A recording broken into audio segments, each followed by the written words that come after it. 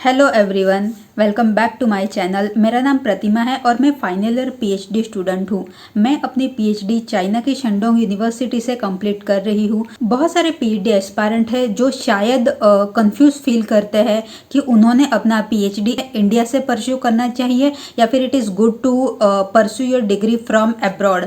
इसी टॉपिक पे मैं अपने पॉइंट ऑफ व्यू आपसे शेयर करूंगी। आई होप कि ये पॉइंट ऑफ व्यू आपको थोड़े बहुत इन्फॉर्मेटिव लगे। So let's get into it.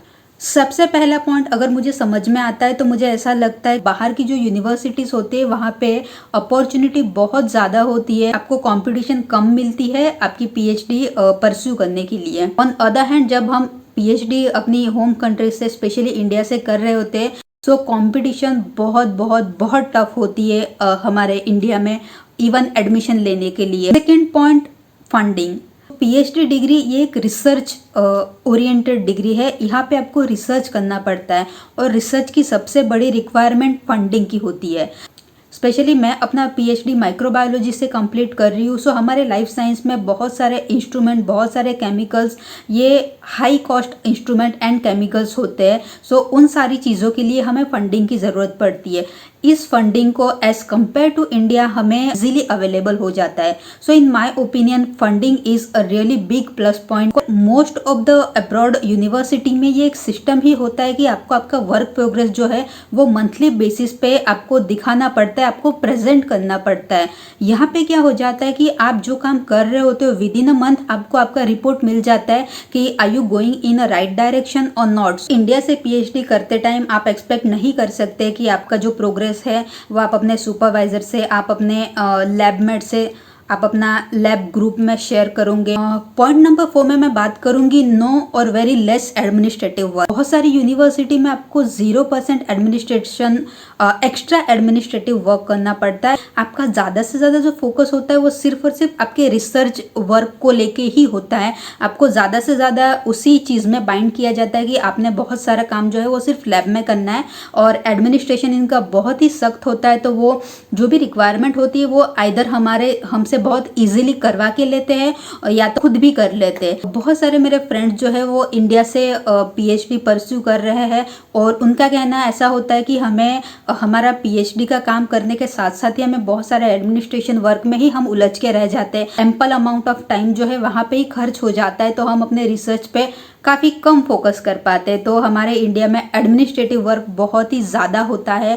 Point number 5, तो आपको मैक्सिमम आप अपना पीएचडी 4 ईयर में कंप्लीट कर सकते हो। ज़्यादा से ज़्यादा 5 साल लगते हैं, लेकिन उससे ज़्यादा वक्त नहीं लगता है आपको आपकी डिग्री कंप्लीट करने के लिए। ऑन अदर हैंड जब हम पीएचडी अपनी होम कंट्री से स्पेशली इंडिया से कर रहे होते हैं सो काफ़ी लंबा वक्त लग जाता है कहीं कहीं स्टूडेंट को अपना पीएचडी कंप्लीट करने के लिए। These are the pro of doing PhD from abroad.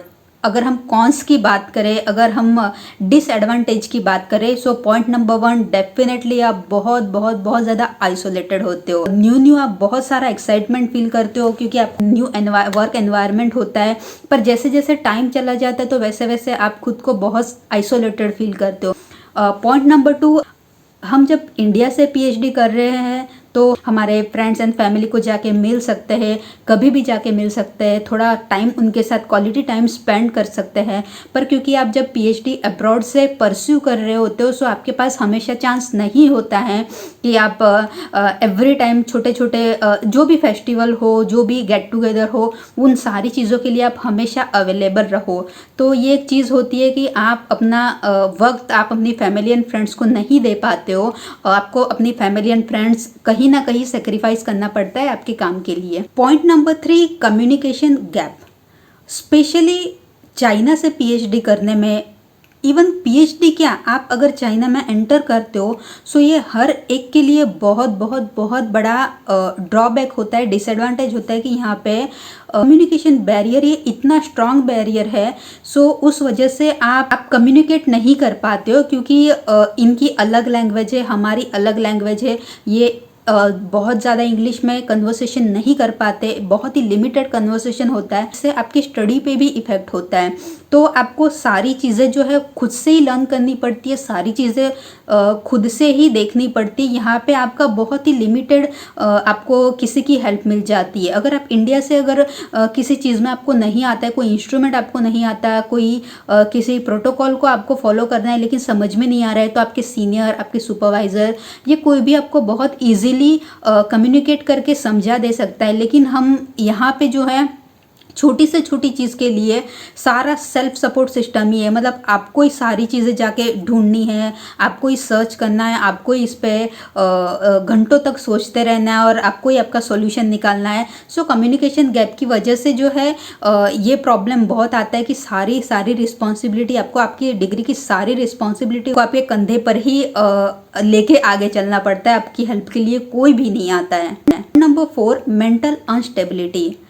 काफ़ी लंबे वक्त तक आप सिर्फ और सिर्फ आपके काम में बिजी होते हो, आपके पास और कोई चीज़ें होती नहीं है ज़्यादा करने के लिए, जब तो कहीं ना कहीं जाके वो आपका मेंटल स्ट्रेस बढ़ता जाता है। और जैसे जैसे ईयर्स बढ़ते जाते हैं तो वैसे वैसे वही आइसोलेशन, कम्युनिकेशन गैप, इन सारी चीज़ों का आपका मेंटल स्ट्रेस पे थोड़ा ज़्यादा असर होता है और आप मेंटली थोड़ा अनस्टेबल फील करते हो। जो लोग बहुत ही ज़्यादा मेंटली स्ट्रांग है उनके लिए अब्रॉड में सर्वाइव करना ईजी होता है एज़ कम्पेयर टू वो वाले स्टूडेंट जो थोड़े सेंसिटिव है, थोड़े इमोशनल है, थोड़े फैमिली ओरिएंटेड है। फैमिली एंड फ्रेंड सपोर्ट, क्योंकि पीएचडी एक बहुत ही टफ जर्नी है, पीएचडी एक बहुत ही लंबी जर्नी है। तो इस जर्नी में आपको कोई ना कोई स्टेज पे जाके आप थक जाते हो, कोई ना कोई स्टेज पे जाके आप रुक जाते हो, आप स्टक फील करते हो। बहुत सारे मेंटल ब्रेकडाउन भी कभी कभार होते हैं। तो इन सारी चीज़ों से ओवरकम करने के लिए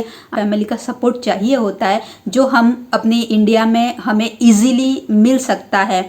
और ये ही करना हमारे लिए, अगर आप अब्रॉड से पीएचडी करते हो तो वो थोड़ा डिफ़िकल्ट जाता है। So that's all about my point of view on doing PhD in India और अब्रॉड। सो आई होप कि आपको ये वीडियो थोड़ा बहुत इन्फॉर्मेटिव लगा होगा। So thank you so much for being with me and that's all. Thank you.